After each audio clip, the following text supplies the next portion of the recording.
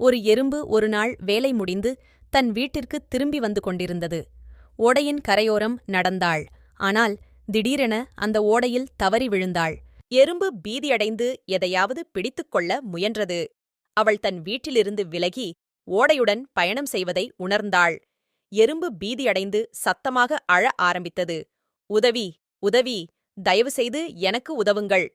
இதையெல்லாம் புறா அருகில் இருந்த மரத்தில் இருந்து பார்த்துக் கொண்டிருந்தது. புத்திசாலித்தனமாக யோசித்த புறா மரத்திலிருந்து சில இலைகளைப் பறித்து போராடி எறும்புக்கு அருகில் தண்ணீரில் போட்டது. எறும்பு பத்திரமாக இலையின் மேல் ஏறி கரையை அடைந்தது. எறும்பு புறாவுக்கு நன்றி தெரிவித்தது.